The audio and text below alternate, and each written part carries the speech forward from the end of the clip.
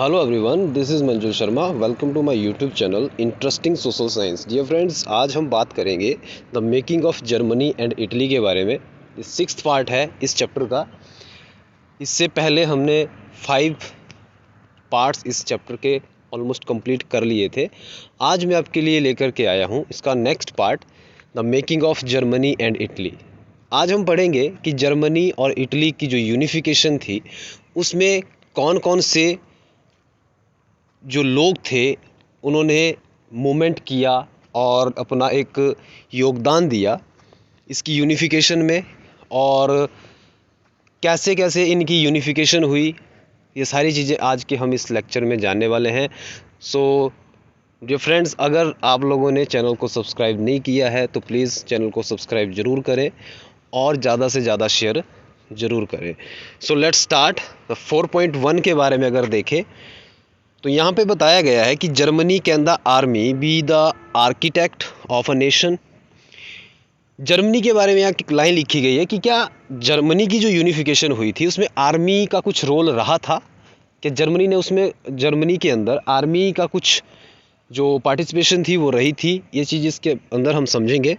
So let's start. After 1848 nationalism in Europe moved away from its association with democracy and revolution. Nationalist sometimes sentiments very often mobilized by conservative for promoting state power and achieving political domination over Europe। देखो क्या है यहाँ पे बताया गया है कि 1848 तक आते आते यूरोप के अंदर जो लिबरल्स लोग थे उनको कहीं ना कहीं रिप्रेस कर दिया गया, दबा दिया गया। और 1848 के बाद जो कंजर्वेटिव्स थे, यानी कि जो एक एलिट क्लास थी, हायर क्लासेस के जो लोग थे, यानी कि कुछ वहाँ के राजा लोग थे, इन्होंने सोचा कि क्यों ना खुद ही कुछ एक चेंजेस कर दिए जाए और एक नेशन स्टेट बना दी जाए, ताकि लिबरल्स को भी बोलने का मौका ना मिले और खुद हम राज भी कर सकें और इन लोगों की जो डिमांड्स हैं उनको भी पूरा कर सकें। तो इन्होंने नेशन स्टेट बनाने के बारे में सोचा। और आगे देखिए क्या होता है। This can be observed in the process by which Germany and Italy came to be unified nation state. As you have seen, nationalist feelings were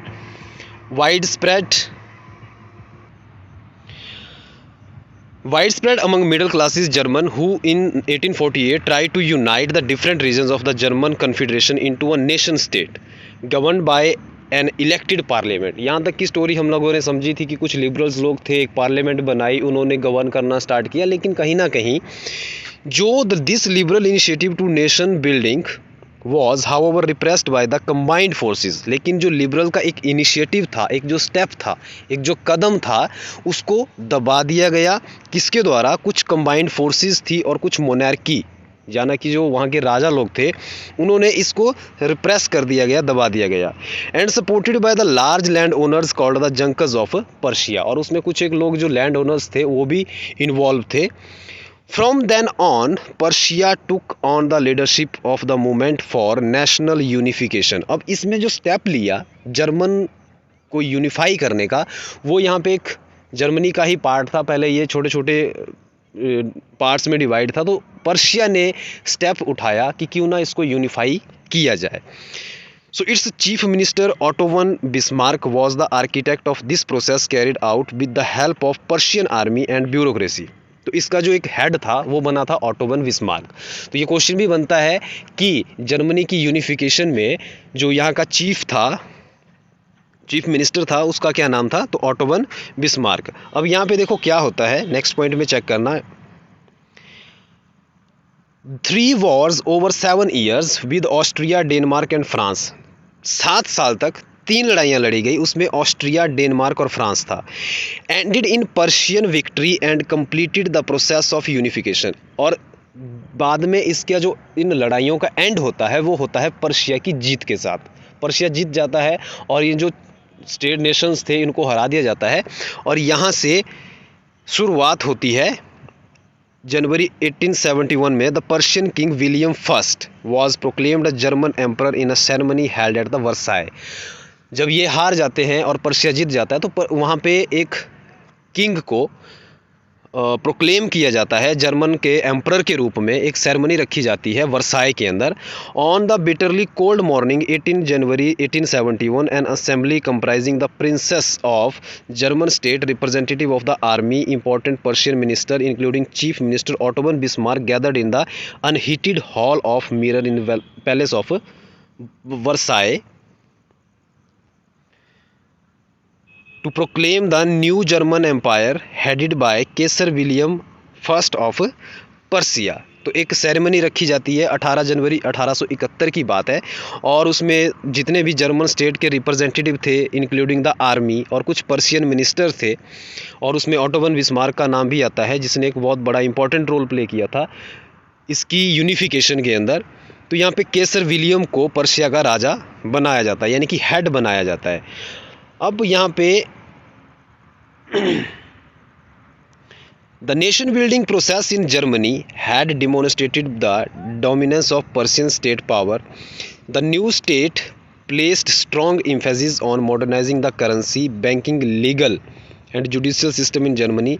Persian measures and practices often became a model for the rest of the Germany. देखो, तो जो nation building हुई, एक राष्ट्र जो बना, जो process थी जर्मनी को इकट्ठा करने में, had the demonstrated dominance of Persia. इसमें सबसे बड़ा जो योगदान रहा वो रहा था पर्शिया का, या हम ये भी कह सकते हैं कि पर्शिया ने एक इम्पॉर्टेंट रोल प्ले किया जर्मनी की यूनिफिकेशन में, और ये कि रोल मॉडल बना पूरे के पूरे जर्मनी को एक रास्ता दिखाने में इसने हेल्प करी। और किस किस बारे में हम बता सकते हैं, तो करेंसी के बारे में बोल सकते हैं, बैंकिंग के बारे में बोल सकते हैं, लीगल एंड जुडिशियल सिस्टम के बारे में बोल सकते हैं, जो भी जर्मनी के अंदर था। ठीक है ना। तो इस तरह से जर्मनी की जो यूनिफिकेशन होती है, यहाँ पे आप मैप में चेक कर सकते हो।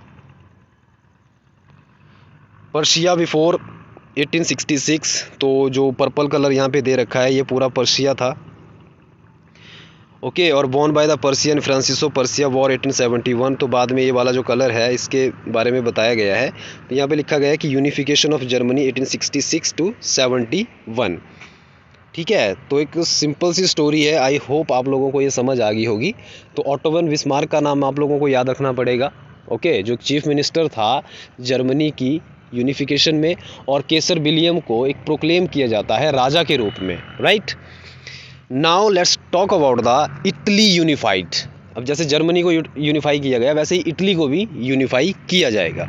तो कैसे किया जाएगा देखिए। Like Germany, Italy too have a long history of political fragmentation. Italians were scattered over several dynastic states as well as the multinational Habsburg Empire. Germany की तरह इटली भी छोटे छोटे बहुत से ऐसे स्टेट्स में बटा हुआ था, उसमें हैब्सबर्ग भी एक था। During the middle of the 19th century Italy was divided into 7 states. अगर 19वीं शताब्दी की अगर हम बात करें तो जो इटली था वो लगभग 7 स्टेट में बटा हुआ था, right. Of which only one, Sardinia Piedmont, was ruled by an Italian princely house. ठीक है ना। सर्डिनिया जो पिडमोंट था वही एक ऐसा स्टेट था वहाँ पे जो रूल कर रहा था इटालियन प्रिंसली हाउस, मतलब एक इटली के अंडर, इटली का एक जो मेन था वो था Sardinia Piedmont. The north was under the Austrian Habsburg. जैसे कि ये इटली है, तो इटली का जो नॉर्थ वाला पार्ट है, ये वाला जो पार्ट है, ये किसके अंडर था? ऑस्ट्रियन हैब्सबर्ग के अंडर था। The centre was ruled by the pope. अब जो बीच वाला जो पॉइंट है ये किसके अंडर है? पोप के अंडर है। और यहाँ पे southern reason were under the domination of the bourbon Kings of the Spain. और जो नेक्स्ट जो लास्ट वाला यहाँ पे पॉइंट दे रखा है ये किसके अंडर आता है? हमारा बर्बन किंग स्पेन के अंडर आता है। So even the Italian language had not acquired own common form and still had many regional and local variations. अब इटली के अंदर बहुत सी ऐसी लैंग्वेजेस थी जो बोली जाती थी, कोई भी एक कॉमन लैंग्वेज वहाँ पे नहीं थी। So during the 1830, Giuseppe Mazzini had sought to put together a coherent program for a unitary Italian Republic. तो जो काम ऑटोमन बिस्मार्क ने जर्मनी के अंदर किया था वही काम अब इटली के अंदर जूसीपे माजिनी करने वाला है। अब देखिए क्या होता है। He had also formed a secret society. Young Italy और यंग यूरोप के बारे में आपने पढ़ा होगा, लास्ट वाले पार्ट्स में आप देख सकते हो। For the dissemination of his goal The failure of revolutionary uprising both in 1831 and 1848 meant that the mantle now fell in the Sardinia Piedmont under the rule King Victor Emmanuel II to unify the Italian state through the war. जो Sardinia Piedmont था वहाँ से एक राजा था जिसका नाम था हमारा Emmanuel second, Victor Emmanuel second. तो उसने एक जिम्मा लिया, एक रिस्पॉन्सिबिलिटी ली कि हमने इटली को क्या करना है, यूनिफाई करना है, right. So in the eyes of the ruling elites of this region, a unified Italy offered them the possibility of economic development and political dominance. Chief Minister Cavour, who led the movement to unify the regions of Italy, was neither a revolutionary nor a democrat. अब देखिए जो chief minister था कावर यहाँ पे, जैसे कि Ottoman Bismarck भी रहा है जर्मनी के अंदर, वैसे ही एक नाम यहाँ पे आता है कावर का, ठीक है ना।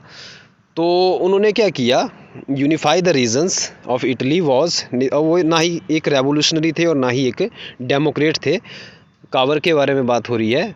Like many other wealthy and educated member of the Italian elite, he spoke French much better than he did Italian. तो इटली के अंदर वो रहते हुए भी फ्रेंच बहुत अच्छे से बोल पाते थे, और यही एक पॉजिटिव पॉइंट भी रहा। कैसे? Through a tactful diplomatic alliance with French engineered by the Cavour, Sardinia Piedmont succeeded in defeating the Austria forces in 1859। तो 1859 के अंदर जो ऑस्ट्रियन एम्पायर था उसके ऊपर अटैक करते हैं और उसके अंदर जो सर्डिनिया पिडमोंट है वो कब्जा कर लेता है। Apart from this regular troops, large number of armed volunteers under the leadership of the Giuseppe Garibaldi joined the fray, and 1860 they marched into the south Italy and kingdom of two Sicilies, succeeded in winning the support of the local peasants in order to drive out the Spanish ruler. तो साउथ में भी attack करते हैं, okay, और वहाँ पे भी ये अपना रूल स्टार्ट कर देते हैं। ये ज्यूसिपे गैरिबाल्डी के नेतृत्व में होता है, लीडरशिप में होता है। In 1861 Emmanuel second was proclaimed the king of united Italy. However much of Italian population among home rates of illiteracy were very high, लेकिन इटली के अंदर जो पॉपुलेशन थी वो बहुत ही ज़्यादा इलिटरेट थी, इतने ज़्यादा लोग वहाँ पे पढ़े लिखे नहीं थे। And remained blissfully unaware about the liberal nationalist ideology, और वो नहीं जानते थे कि जो लिबरल नेशनल एक आइडियोलॉजी है क्या है, नेशनलिज्म क्या है, कुछ भी उनको पता नहीं था। Even the peasants masses who had supported the Garibaldi in southern Italy had never heard the Italia, okay, और उन्होंने इटली का नाम तक भी नहीं सुना था। और वो इटली के बारे में जब जानते थे तो वो इतना ही जानते थे कि जो ला टेलिया was a Victor Emmanuel's wife, okay. ये वो सोचते थे कि इटली क्या है, एक ला इटालिया है और वो इमैनुअल्स की जो राजा है वहाँ का उसकी वाइफ होगी। तो लोग इतने ज़्यादा यहाँ पे अनपढ़ थे, इलिटरेट थे। तो ये एक बाद में जैसे जैसे अटैक होता है, जैसे आप यहाँ पे देख सकते हो सर्डिनिया पिडमोंट है, उसके बाद हमारा नॉर्थ वाला पार्ट है, सेंट्रल वाला पार्ट है, साउथ वाला पार्ट है, ठीक है ना। यहाँ पे धीरे धीरे ये सारा अटैक करते हैं और ये पूरे के पूरे इटली को यूनिफाई कर लेते हैं। तो आई होप आप लोगों को यहाँ तक समझ आया होगा। कल हम बात करेंगे, नेक्स्ट जो हमारा पार्ट आएगा, the strange case of the Britain. आज हमने यूनिफिकेशन ऑफ इटली देखा, यूनिफिकेशन ऑफ जर्मनी देखा। अगर आप लोगों को कोई डाउट रहता है तो प्लीज़ कमेंट बॉक्स में ज़रूर लिखिएगा और बताइएगा कि कहीं पे कोई प्रॉब्लम आ रही है, तो I will try to solve it. And आज का जो लेक्चर है मैं यहीं पे ख़त्म कर रहा हूँ। नेक्स्ट पार्ट में बात करेंगे the strange case of the Britain. So I hope आप लोगों को वीडियो अच्छा लगा होगा, तो प्लीज़ इसको ज़्यादा से ज़्यादा शेयर करें अपने फ्रेंड्स के साथ। So thank you my dear friends.